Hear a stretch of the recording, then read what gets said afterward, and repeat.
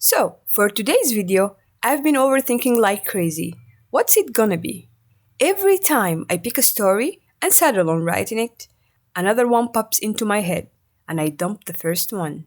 I decided to write, then a new idea and a new story hit me. Time is ticking away, and I still haven't written a single word. Ugh, enough! I'm just gonna hit the bed, and tomorrow is a new day. I'm sure I will wake up with a killer idea for an even better video. But while I was out cold and deep in my dreams, I woke up to a dog barking. Suddenly, that barking triggered a memory of something that happened to me 5 years ago. I can sum up this whole story with one saying: karma is a bitch. Basically, what goes around comes around. Once upon a time, I remember it was winter, the weather was vibes, and it was broad daylight. We finished work, and two of my girlfriends and I decided to go grab a bite. You know, those kind of friends where you go to the same spot every time. You all order the exact same thing, and you do everything together until you start acting the same and people think you're sisters? Yeah, those ones. We hit the street that day and decided to walk home, since the walk from the restaurant wasn't that long. The path was clean, the street was empty, and the weather was gorgeous. As we walking and chatting away, we noticed Muna was walking ahead of us, totally tuned out. She was glued to her phone as usual, texting while walking, completely not aware to what was happening around her. When we got close to the house, we noticed a dog a little bit ahead of us, sleeping in a super weird way.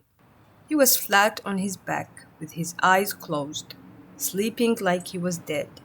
We saw the dog and whispered to each other, agreeing that as soon as we got close, we'd grab Muna and push her toward him as a prank. She was still in her own world, totally absorbed in her phone. Suddenly, we snatched her by both arms. That definitely got her attention. She looked up and saw the sleeping dog she was about to step on. I mean, if we hadn't caught her. We started pulling her toward him, while she was struggling to get away. The poor dog woke up to our loud voices.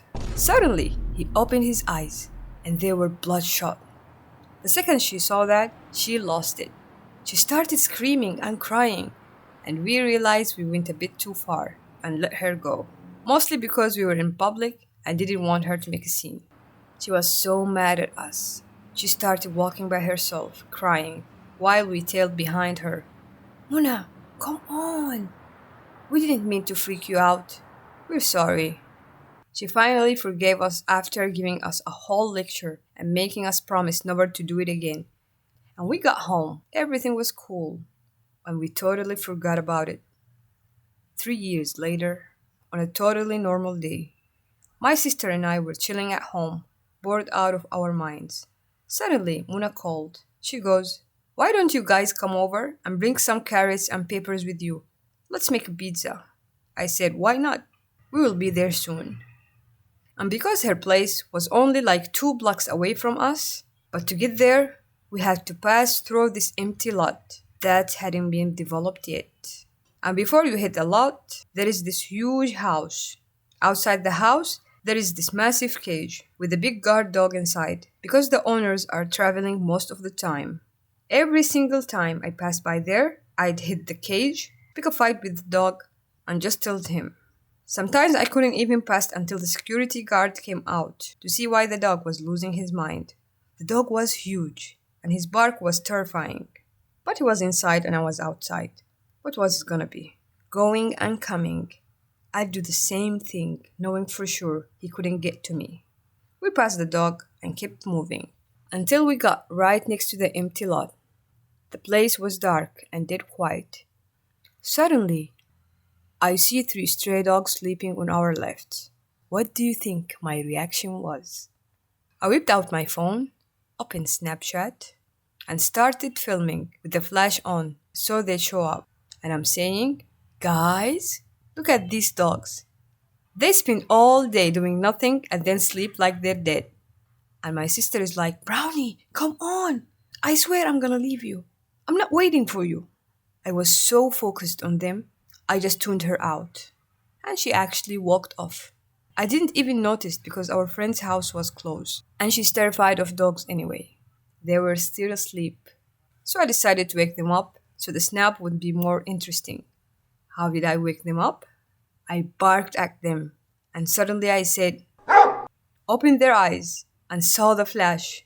They got spooked, and the reaction was to bark to get me back off. I kept walking, laughing it off, and hurried up to catch my sister. And they were still barking. Suddenly, I heard the barking getting louder from further away.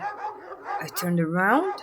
I saw those same three dogs, and I pointed the flash toward the empty lot, and I saw so many eyes. The sound of a million barks. I literally woke up the whole tribe. The second I saw those eyes, I started sprinting. I swear to God, they all chased me. There were more than 10 dogs. I'm screaming for my sister. I swear she didn't even look back. I froze in my tracks. Then I noticed a house behind me. I backed up toward it slowly, while they kept getting closer and barking their heads off. I dropped my hand and my phone and literally glued myself to the door. I'm saying my prayers, reciting verses. I'm just begging God. I was literally pleading with them. When they realized I had totally surrounded, the first one turned around and left, and the rest started following his lead.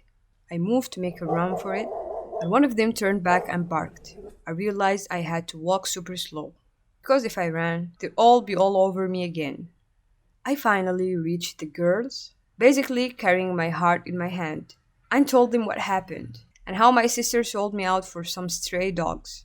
But she had a point, and everyone took her side against me, because she warned me a bunch of times, and I just didn't listen. I posted the video on Snap. We made pizza, baked it, ate it.